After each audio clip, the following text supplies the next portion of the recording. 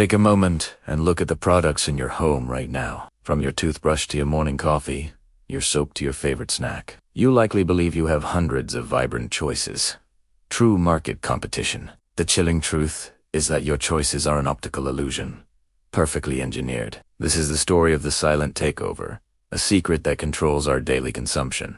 We are dissecting the corporate map to show why your favorite brands are all owned by the same few giants. The process is known as corporate consolidation, and it is accelerating globally. Decades ago, grocery stores were filled with truly independent, competing local suppliers. Today, the same shelves are a carefully organized display managed by less than 10 companies worldwide. These titans include names you recognize: Nestle, Unilever, PepsiCo, and P&G.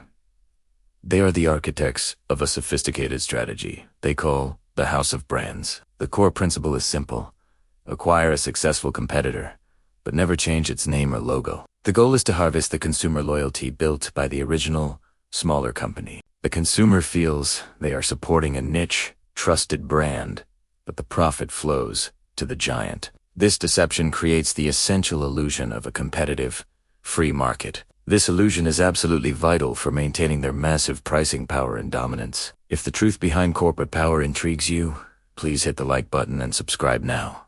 We dive deep into the hidden structures that shape our economic reality. Let's begin with a typical trip through a modern supermarket aisle. You reach for a pint of Ben & Jerry's, drawn to its unique flavor and social messaging. The money for that purchase goes directly to Unilever, one of the world's largest consumer goods companies. Next, you grab a bottle of Hellmann's mayonnaise, a distinct condiment brand. Hellmann's is also securely owned by the same corporate conglomerate, Unilever. Moving to the snack aisle, you pick up a bag of Lay's potato chips and a package of Quaker Oats. Both of those seemingly distinct purchases feed the immense financial engine of PepsiCo. PepsiCo also controls Gatorade, Tropicana, and multiple lines of cereals and rice products. The variety you see is simply a strategic, internal arrangement of the parent company's assets. This relentless consolidation has created dangerous ripple effects across the economy. First, it suffocates genuine innovation, as new concepts are simply bought and absorbed, not created. The large company acquires the successful small brand, eliminating the risk of internal development. This stifles the entrepreneurial spirit and limits true market disruption. Second, consolidation grants these massive corporations unchecked oligopoly pricing power. With only a few competitors left, they can raise prices without fear of a viable alternative. The consumer is left with no choice but to pay the increased costs, regardless of need. Third, product quality often subtly declines after acquisition over a period of years. The new owner prioritizes cost-cutting,